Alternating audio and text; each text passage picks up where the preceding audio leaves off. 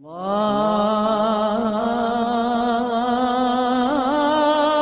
أكبر. بسم الله الرحمن الرحيم نحمده ونصلي على رسوله الكريم أما بعد أعوذ بالله من الشيطان الرجيم بسم الله الرحمن الرحيم. The topic for today's talk is regarding modernism, being modern. Now let's have a look at the society or the era or the zamana which we are living in at the moment. And I'm not just talking about living in the West.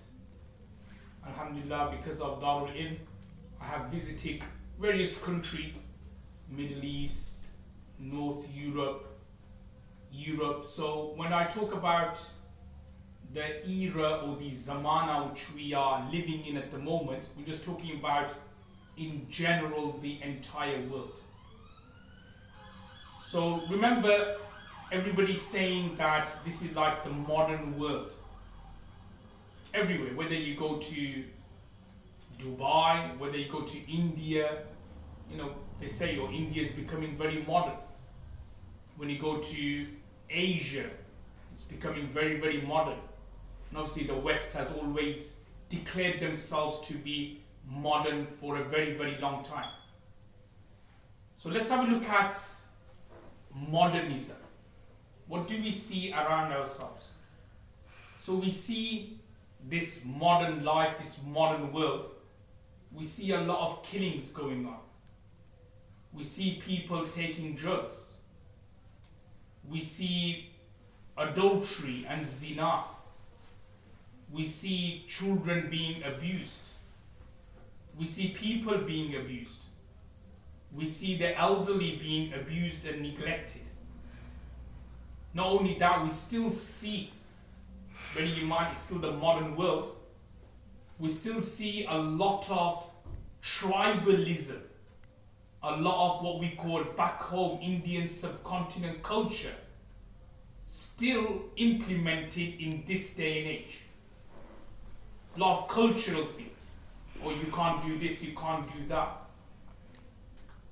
Now the examples I've given, brothers, killing, adultery, drugs, drinking alcohol, tribalism, so many other things I've mentioned, neglecting the rights of children, family, the widows, the orphans, the miskin, the needy. All these things which I've mentioned are things which were common in Zamana Jahiliyat. Every single one of them.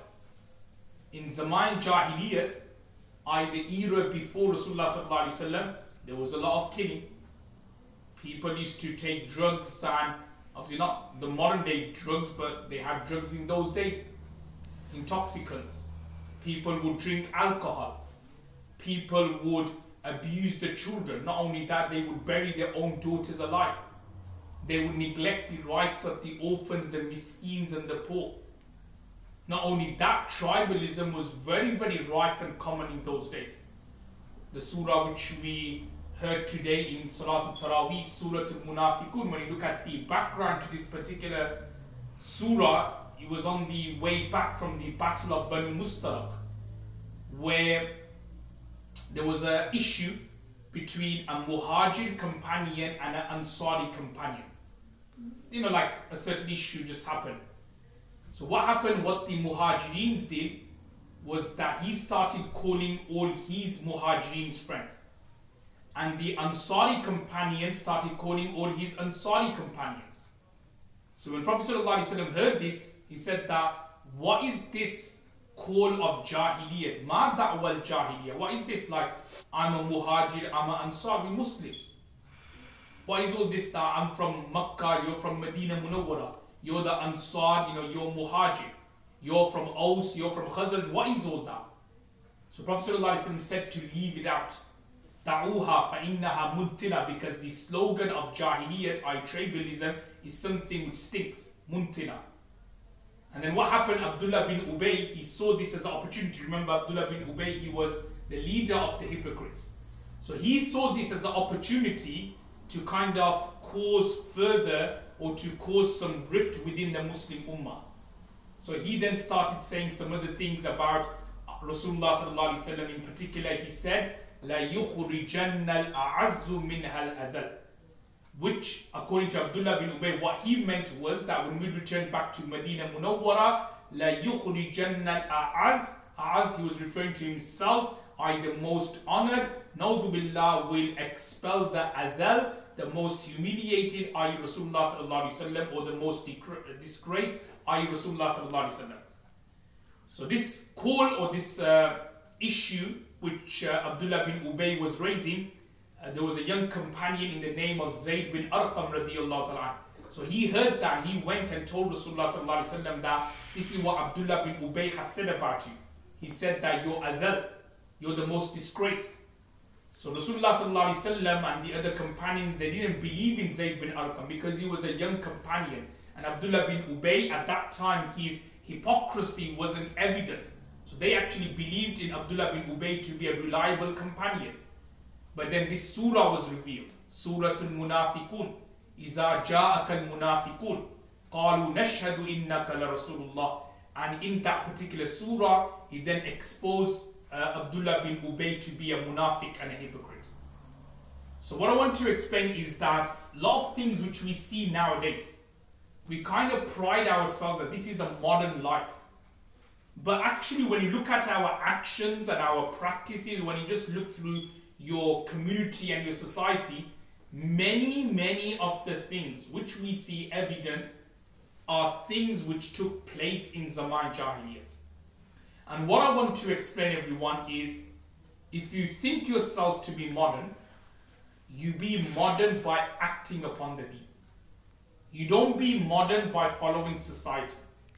You be modern by acting upon the deen.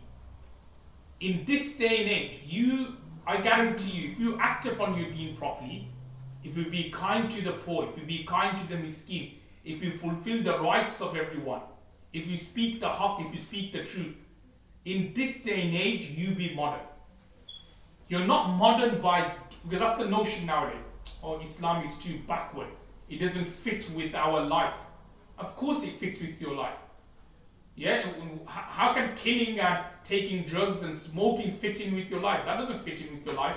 How can tribalism and having like mosques, especially Bengali mosques, Pakistani mosques, Gujarati mosques, how does that fit with modernism? That's going back 1400 years ago. That's what the people of Jahiliyyat used to do. So what I want to explain is that following your deen, praying 5 times a day, fasting, giving zakat, giving sadaqah, being kind to the people around you. Some of the things which I mentioned over the past month, like fame and tawazu and so many things I mentioned, speaking the haqq, so many things, so many topics I mentioned, positivity. These are all teachings of Islam. People nowadays talk about positivity as something which is a new thing.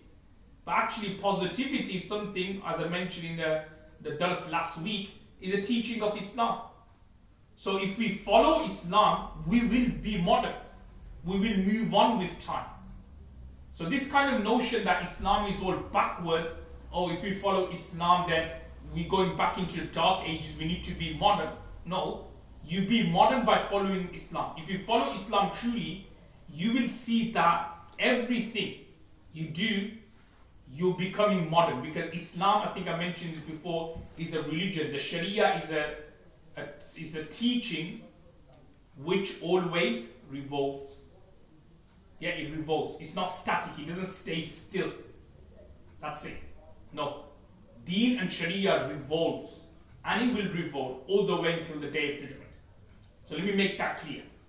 You tell me other religions, other school of thoughts, which basically other constitution, you tell me 1400 years ago it remains the same now. Yeah, if you look at all the acts of parliaments, they made the acts in the 1700s, in the 1800s. But now, because of the era and the society, many of these acts have been abolished. So they have to change the new acts. They have to have new acts, like for example, you had Human Rights Act, which started initially in 1998. But now, 20 years later, they had to change it because there's always new things coming up. You know, so many things like the wills, the first act of wills, according to the law of this country, was in the 1700s. But then they had to change it in the 1900 again. So what I want to explain that even if you look through the acts of parliament, they've all been changed.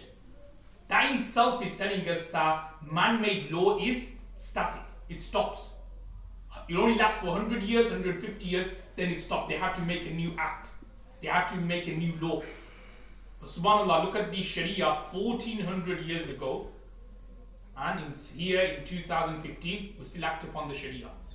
So what I want to explain everyone is that if you want to be modern, if you want to be cool and modern, yeah, you be modern and cool by acting upon the Sharia, yeah? You don't be modern by doing things of Zaman Jahiliyyah, by taking drugs, smoking, doing bad. You're not modern or cool by that. You're modern by acting upon the Sharia, by acting upon the deen. So always keep that particular point in mind. As long as you basically, as long as you're acting upon the Sharia and deen, you will progress in life, you will propel in life. But when you start doing Zaman Jahiliyyah things, then that's when you will go down. Even was one thing I mentioned, that one of the things I mentioned about timekeeping. So I mentioned, we talked about the importance of time. Well, that's a teaching of the Sharia. Even like professionalism, nowadays is this thing of being professional. So we normally think, oh, this is a modern day thing. But actually, when you look through the hadith, Rasulullah sallallahu alaihi wasallam said, "Inna Allah kataba al-ihsan ala kulli shay." That Allah has written or decreed perfection, ihsan, in everything. That when you sacrifice an animal, فَأَحْسِنُوا الذِّبْحَ, make sure you sacrifice it properly. So this thing about professionalism and being professional and doing things good and properly, actually that's a teaching of Islam 1400 years ago. So what I want to explain that you act upon all the hadiths, you act upon the Quran, you will find that naturally you will become modern. Yet when you start leaving the Quran and the Sharia, that's when you realize that you go into Zaman Jahiliyyah. So keep these particular points in mind. Wallahi tawfiq. Wa akhiru da'wan alhamdulillahi rabbil alamin.